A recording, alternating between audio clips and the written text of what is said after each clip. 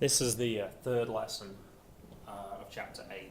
Now, I don't normally put my warm-ups up, but I thought this one was particularly useful because this is a very strange sequence. First of all, it goes down by 4 if we consider this as -3.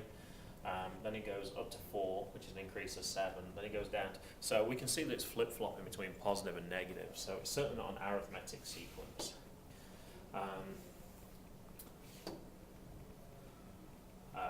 But this is one we can actually work out. Now, actually, I forgot about part A. So it says, what is the sum of the first 100 even numbers? So first of all, try and think what the sequence is. So 2, 4, 6. So we know the first term, we know the difference, we know the number of terms. So I could go ahead and work that out. I could also work out what is the 100th even number quite easily. 2 times 100, so 200. Now we can plug those numbers into that formula. Now, if we look at the second question that we had, one way we can actually break this problem up is like this. We can actually group two terms together. So if we actually work out what each of these individual terms is, and so the parentheses, then actually what we end up is with an arithmetic sequence. So we know the first term, and also we know what the difference is. You can see that it's 4 for this. Now, I don't know the number of terms here, but I should be able to work that out because I know what the last term is. The last term is 46. So if I use a plus n minus 1d and set it equal to 46, and I substitute in for a, -2, if I substitute in for my difference, 4, and then go ahead and solve that equation, then we can find that n equals 13. And then we have all the information that we need. We know the first term, we know the last term, we know the number of terms, and we can go ahead and use our formula that we used before.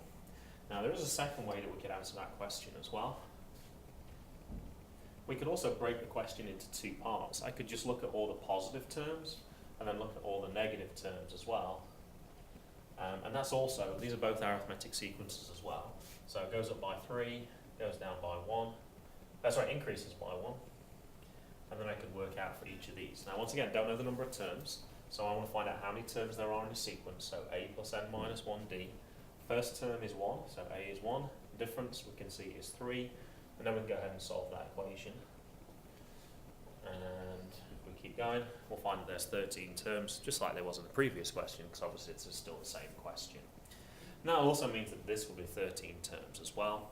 And as we have the first term, the last term, and the number of terms, we can use our formula. Do it twice, because we've got two different sequences, and then add those answers together. And hopefully that's the same answer that we had previously. 286. So a couple of different ways of doing that question. So be on the lookout for sequences that have strange patterns like that. See if you can rewrite them or break them down into two separate sequences. One more example like this, when we're not given the number of terms. So we know what a is. We can see the d is 3 for this. We got the last term. So to find the number of terms, we're going to use this last term and use our general formula. So a plus n minus 1d. So a is 4, difference is 3. And if we substitute that into that formula and set it equal to 88, then we can solve to find out what n actually is. So in this case, n is 29. Now we have all the information we need. We can use n over 2, first term plus last term, substitute in our first term and last term, and then we can find out what that sequence actually adds up. What we don't want to do is go 4 plus 7 plus 10 plus 13 plus 16 and keep going until we get to 88, because that can be very annoying. Another question could just simply be, how many terms are there in this series? And then at that point we just stop at what n